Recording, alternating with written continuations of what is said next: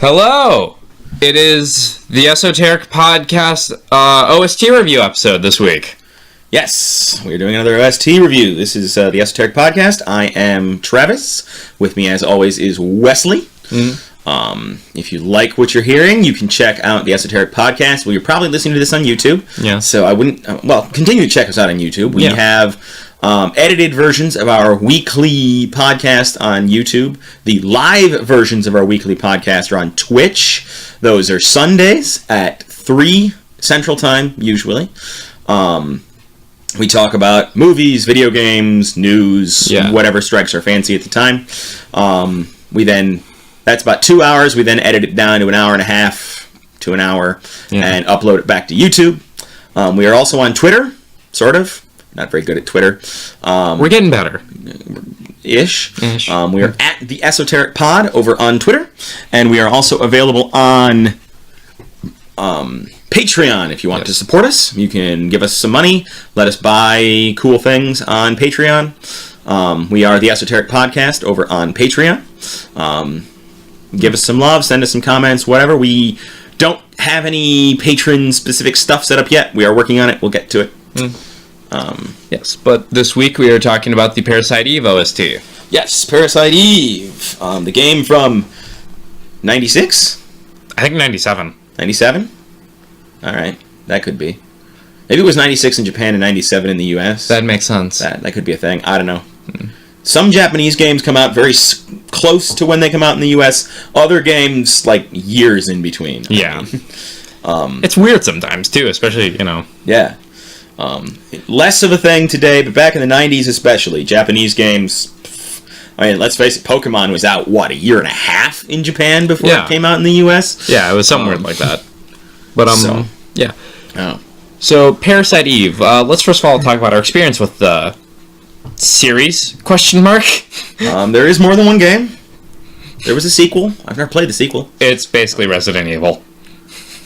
Yeah, the first game I played, it's a Square Enix action game, action RPG game. If I remember, it was Square Enix. They wanted to try something actually, it was probably Squaresoft at the time. Yeah, Squaresoft. They wanted to try something like Resident Evil, and they're like, hey, here's an interesting book that we see floating around. Why don't we just make it into a game?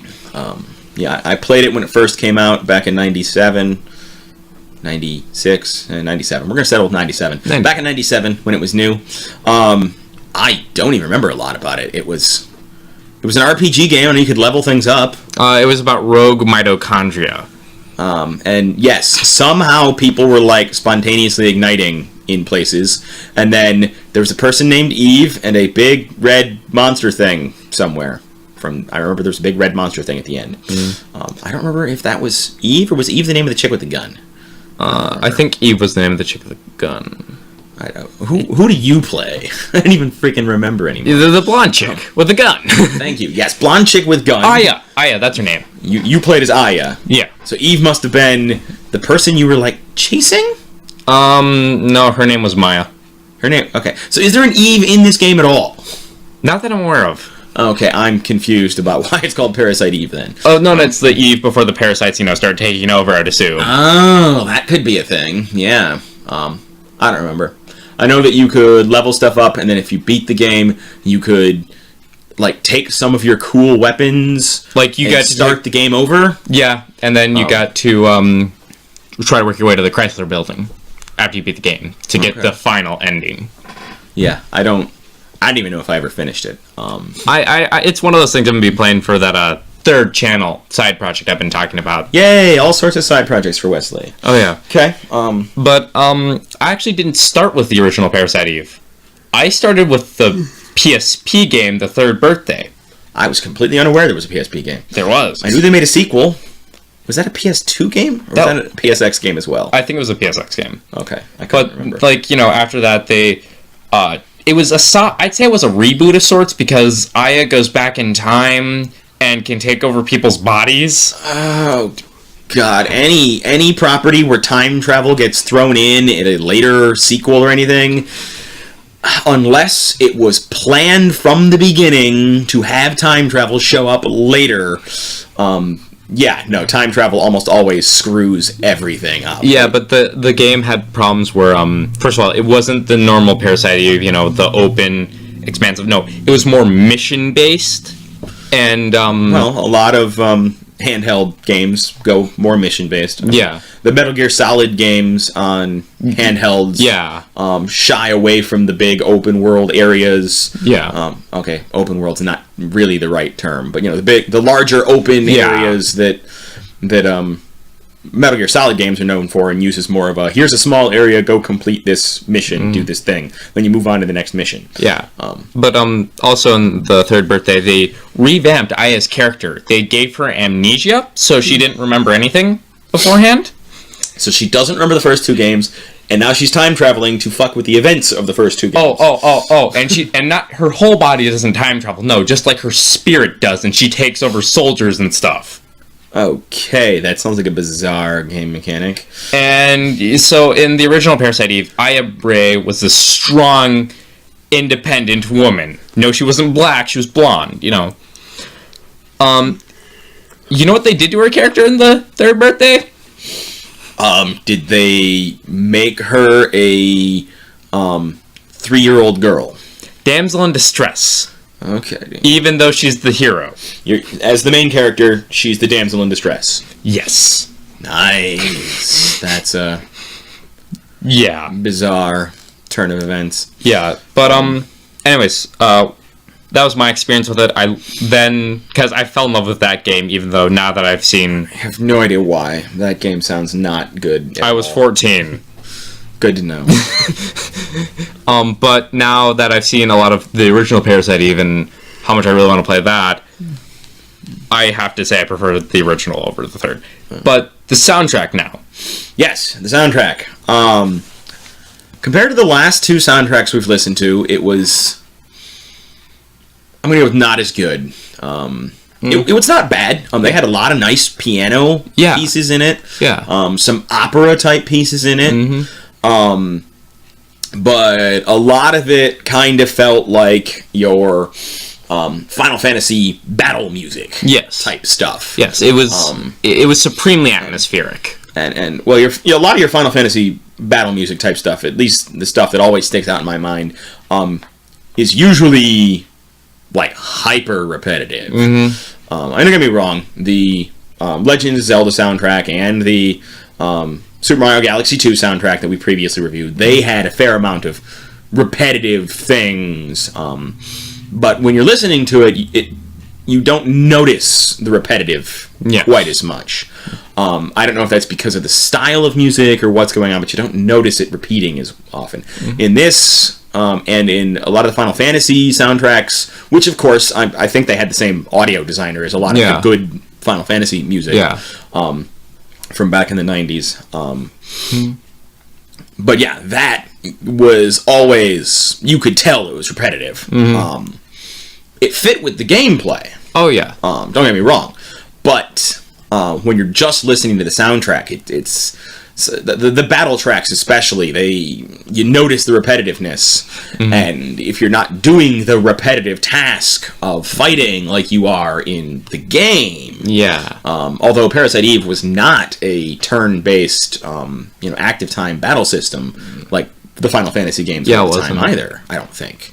I'm pretty sure that was an action game, more like Resident Evil, where you're running around and you have to hit the button to shoot the gun. Well, there was still, like, encounters where you... Did they still do RPG-style they encounters? Did. Oh. Okay. It's been 20 years since I played the damn game, so... okay. So, then the battle music would have fit in Parasite Eve. I was thinking it was more like Resident Evil combat, where the bad guy's coming at you and you move around the map shooting at them. But while avoiding them. There's still that, but it's in like the random, like, you know how in Final Fantasy games you have a random encounter, you go into it. So it wasn't on the map, you'd be walking down, you'd go into a battle map. Yes. And then do a more active combat system on the battle map. Okay, that's the way that worked. 20 years, don't really remember. It's a lot like 13. Final Fantasy 13. I haven't played 13, so... last Final Fantasy game I played was 12. Oh, okay. The very, very tail end of the PS2 life cycle there. I have never played Final Fantasy 12 on a PS2. I had a PS3 by the time Final Fantasy 12 came out, so played it on PS3 because I had the 60 gigabyte fat backward compatible PS3. Oh yeah. Yeah, never played 13. Don't know anything about 13. It was very linear and sure. Yeah, but anyways, my view on the Parasite Eve OST is I'm the guy who loved every single thing about Final Fantasy VII's OST. Because, like, you know, I will I don't give a shit that it's repetitive or not. I will listen to that shit on repeat while I'm, like, going for walks or something. So, you know, I like this soundtrack because it feels a lot darker and more atmospheric, which is awesome for me when I'm doing night walks and, you know, seeing what's going on and stuff. Yeah, nothing better on a night walk than music giving you the impression that a stalker might jump out of the bushes at any minute. That's, you know, that's how I stay alert and sleep deprived. Got it. Yeah, it wasn't bad. I especially liked the piano stuff and the operatic stuff. That was some beautiful, haunting music. Yeah. The battle music, I don't know, in my opinion, the battle music was a lot more typical Final Fantasy. It was more upbeat. It was more... it didn't really fit in with the rest of the soundtrack. The what I'm sure was atmospheric and haunting by design because of the nature of the game. And you're in these, you know, abandoned ruins or whatever.